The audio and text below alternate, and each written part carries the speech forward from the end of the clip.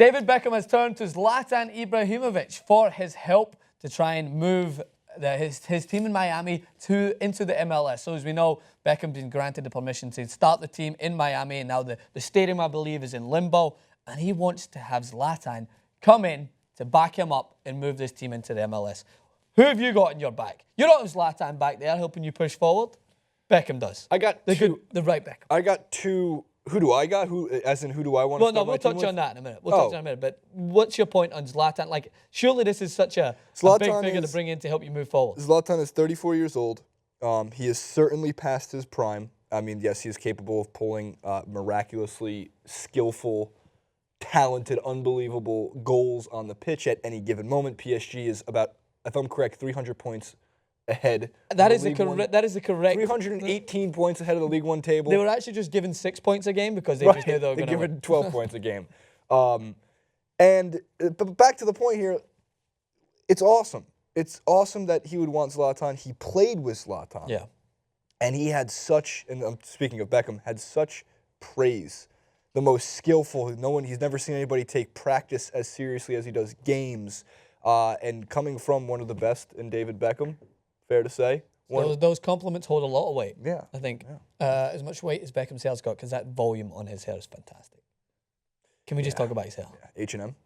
H&M. Yeah. H&M. But anyway, so that it does hold a lot of weight when it comes from Beckham. He's played very briefly with Zlatan, but I'm sure he's played against him a lot in the past. Lots of hugs. Lots of hugs in the B-roll. I think that was like Beckham's kind of like sentimental farewell to football at PSG. There was a lot of hugs. There was obviously that sad moment when he left. But to bring someone in like Zlatan Ibrahimović to help spearhead your team to that stage that he wants to get it to into the MLS it's going to be crucial, because MLS, I'm afraid, as much as we talk about maybe more teams that come through the ranks and introducing youthful players, it's going to be those big names that's going to help any team, because MLS driven, like most sports, by money. You bring in Drogba and it starts to bring in more fan base to the specific Whitecaps that he comes into. You bring in Giovinco, brings a lot into Toronto. You bring in Pirlo, Lampard.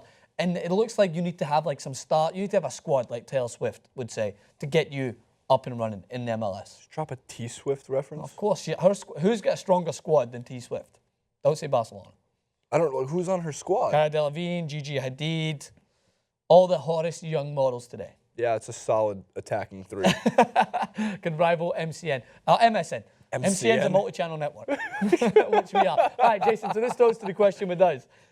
Who would you want to help start a team with? Two players. If I wanted to make an MLS team and I wanted to dominate for years to come, especially in ticket sales, you have to lure over someone who's not 34 years old. You have to lure over Neymar specifically. Okay. Neymar is, 22, 23.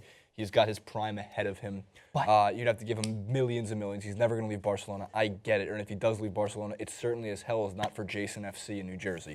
I promise. Two, the other player I was thinking of that might be, if you geographically place it right, and you were to start another Los Angeles team. Obviously, LA Galaxy's huge, right? Chicharito.